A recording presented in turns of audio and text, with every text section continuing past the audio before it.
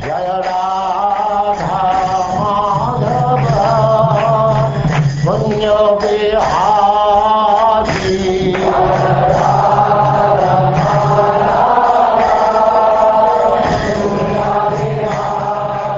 And now Chapter 2, Ajamila delivered by the Visnudhutas.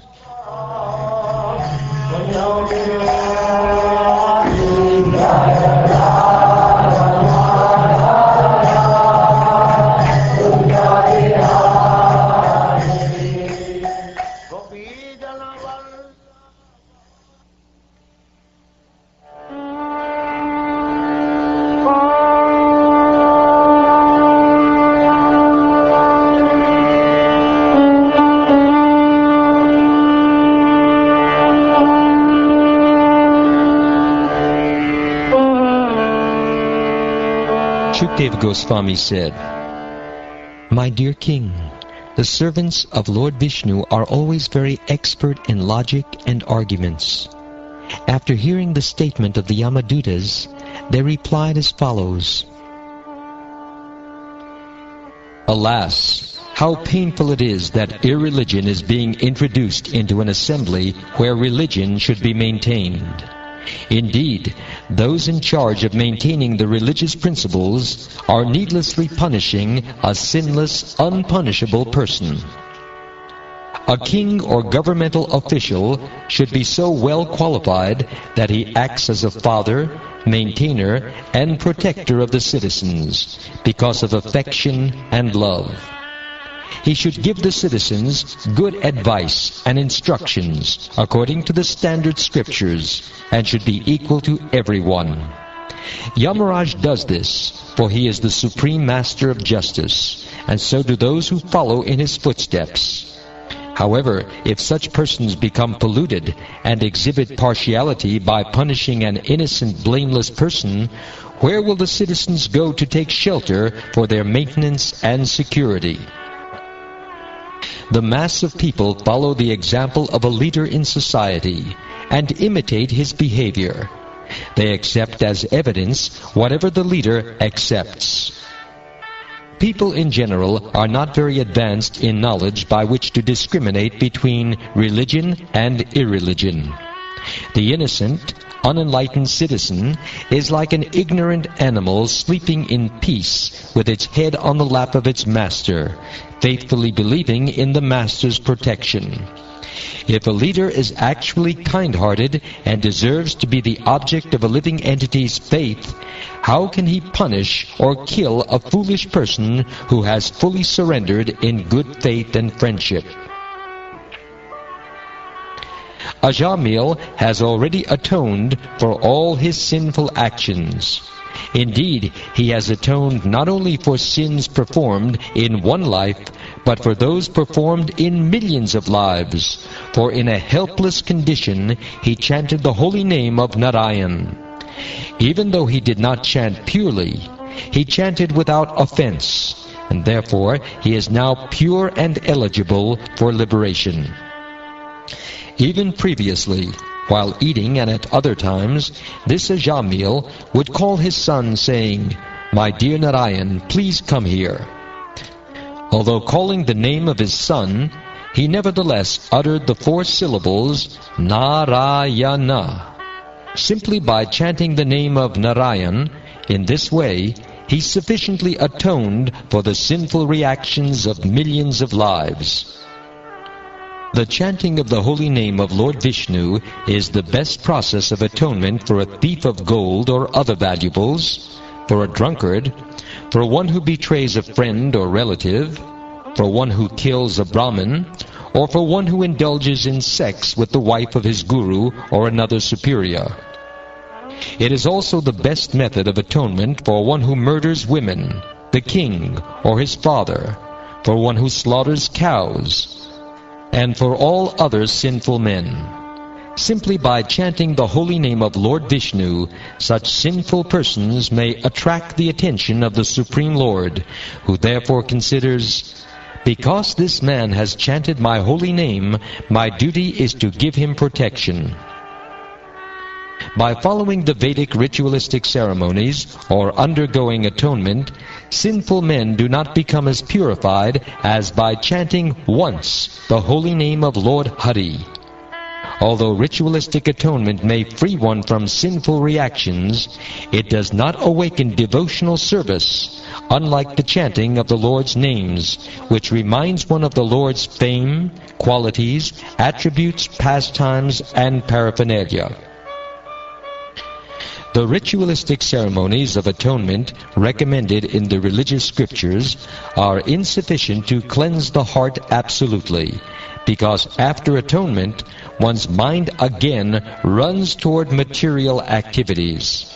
Consequently, for one who wants liberation from the fruitive reactions of material activities, the chanting of the Hare Krishna mantra or glorification of the name, fame, and pastimes of the Lord is recommended as the most perfect process of atonement, because such chanting eradicates the dirt from one's heart completely.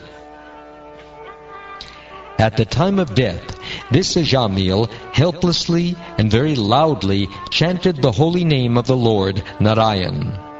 That chanting alone has already freed him from the reactions of all sinful life. Therefore, O servants of Yamaraj, do not try to take him to your master for punishment in hellish conditions.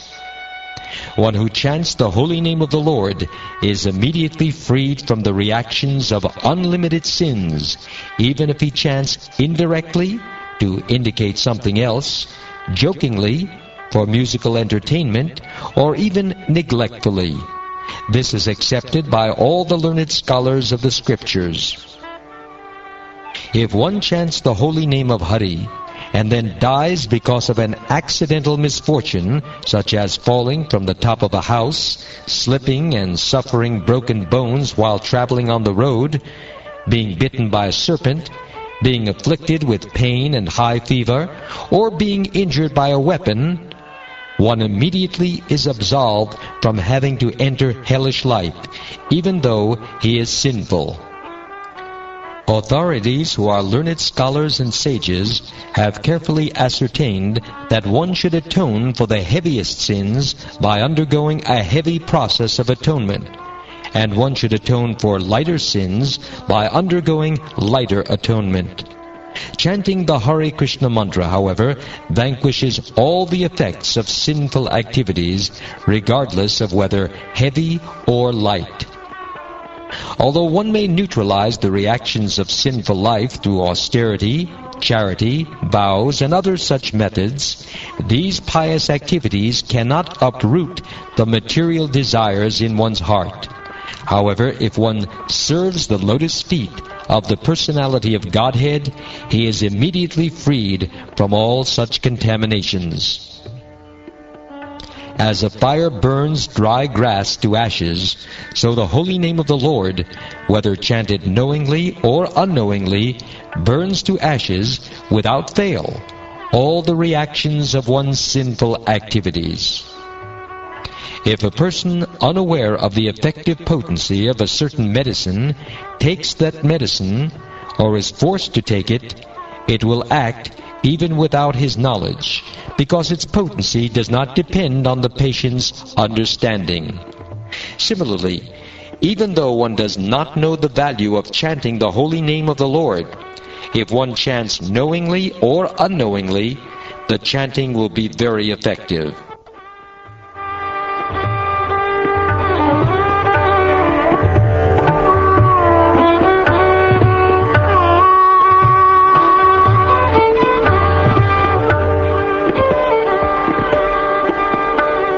Sri Shukdev Goswami continued, My dear King, having thus perfectly judged the principles of devotional service with reasoning and arguments, the order carriers of Lord Vishnu released the Brahmin Ajamila from the bondage of the Visnudhutas and saved him from imminent death. My dear Maharaj Pariksit, O subduer of all enemies, after the servants of Yamaraj had been answered by the order carriers of Lord Vishnu, they went to Yamaraj and explained to him everything that had happened. Having been released from the nooses of Yamaraj's servants, the Brahman Ajamila, now free from fear, came to his senses and immediately offered obeisances to the Visnudhutas by bowing his head at their lotus feet. He was extremely pleased by their presence, for he had seen them save his life from the hands of the servants of Yamaraj. O sinless Maharaj Pariksit, the order carriers of the Supreme Personality of Godhead, the Visnudhutas, saw that Ajamila was attempting to say something, and thus they suddenly disappeared from his presence. After hearing the discourses between the Yamadhutas and the Visnudhutas, Ajamila could understand the religious principles that act under the three modes of material nature. These principles are mentioned in the three Vedas. He could also understand the transcendental religious principles which are above the modes of material nature, and which concern the relationship between the living being and the Supreme Personality of Godhead. Furthermore, Ajamila heard glorification of the name, fame, qualities, and pastimes of the Supreme Personality of Godhead. He thus became a perfectly pure devotee. He could then remember his past sinful activities, which he greatly regretted having performed. Ajamila said, "Alas, being a servant of my senses, how degraded I became. I fell down from my position as a duly qualified Brahmin and begot children in the womb of a prostitute. Alas, all condemnation upon me. I acted so sinfully that I degraded my family tradition. Indeed, I gave up my chaste and beautiful young wife to have sexual intercourse with a fallen prostitute accustomed to drinking wine. All condemnation upon me. My father and mother were old, and had no other son or friend to look after them. Because I did not take care of them, they lived with great difficulty. Alas, like an abominable lower-class man, I ungratefully left them in that condition. It is now clear that as a consequence of such activities, a sinful person like me must be thrown into hellish conditions meant for those who have broken religious principles, and must there suffer extreme miseries. Was this a dream I saw, or was it reality? I saw fearsome men with ropes in their hands coming to arrest me and drag me away. Where have they gone? And where have those 4 liberated and very beautiful persons gone, who released me from arrest and saved me from being dragged down to the hellish regions? I am certainly most abominable and unfortunate to have merged in an ocean of sinful activities. But nevertheless, because of my previous spiritual activities, I could see those 4 exalted personalities who came to rescue me. Now I feel exceedingly happy because of their visit. Were it not for my past devotional service, how could I, a most unclean keeper of a prostitute, have gotten an opportunity to chant the holy name of Vaikuntapati when I was just ready to die? Certainly, it could not have been possible. I am a shameless cheater who has killed his Brahminical culture. Indeed, I am sin personified. Where am I in comparison to the all-auspicious chanting of the holy name of Lord Narayan? I am such a sinful person, but since I have now gotten this opportunity, I must completely control my mind, life, and senses, and always engage in devotional service, so that I may not fall again into the deep darkness and ignorance of material life. Because of identifying oneself with the body, one is subjected to desires for sense gratification, and thus one engages in many different types of pious and impious action. This is what constitutes material bondage. Now I shall disentangle myself from my material bondage, which has been caused by the Supreme Personality of Godhead's illusory energy in the form of a woman.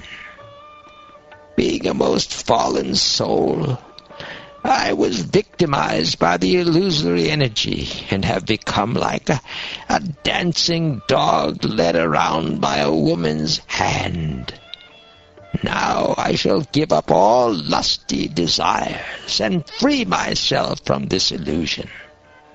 I shall become a merciful, well-wishing friend to all living entities, and always absorb myself in Krishna consciousness.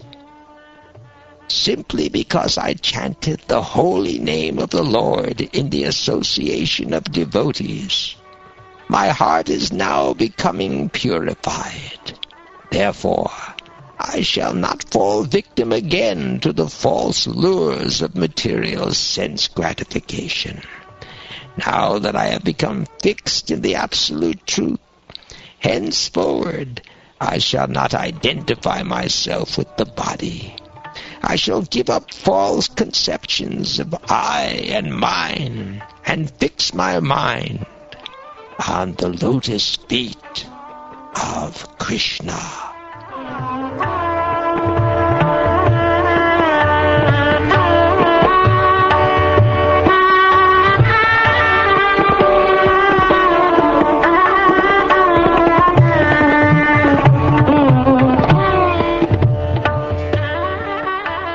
Shukdev Goswami said, because of a moment's association with devotees, or the Visnudhutas, Ajamila detached himself from the material conception of life with determination.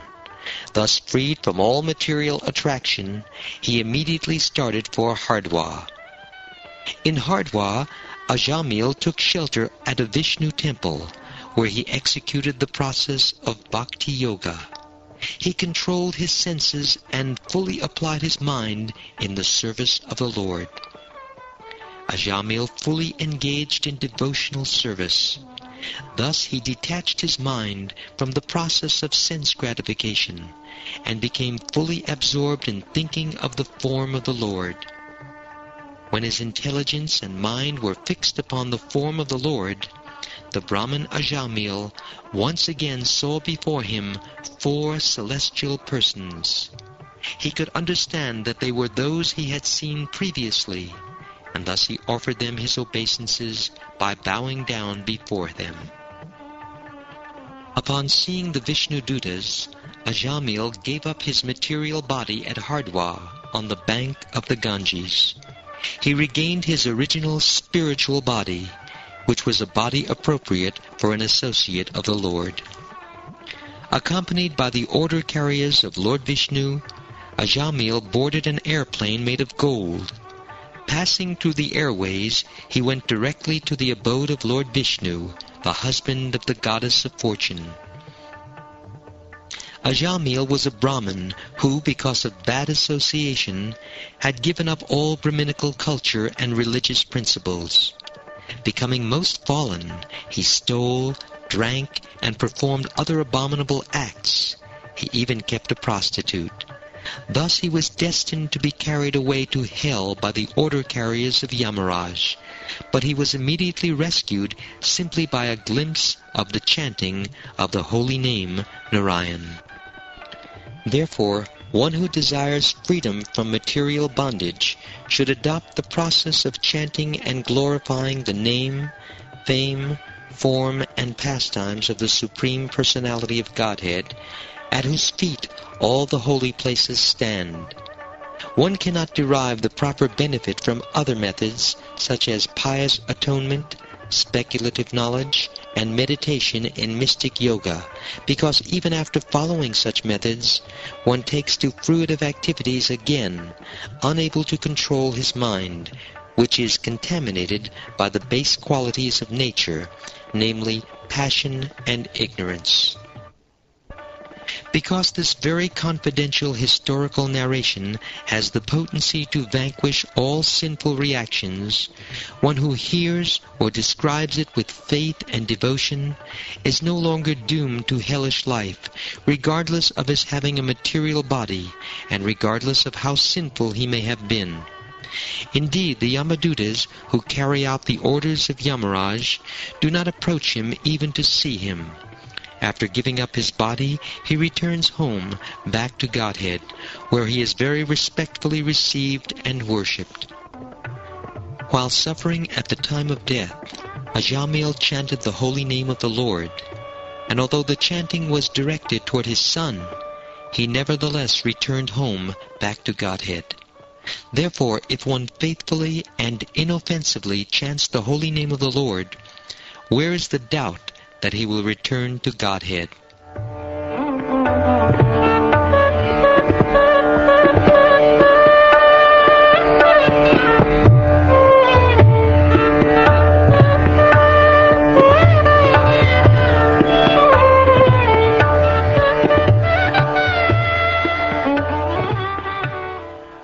Thus ends the second chapter of the 6th canto of the Srimad Bhagavatam, entitled Ajamila Delivered by the Visnudhutas.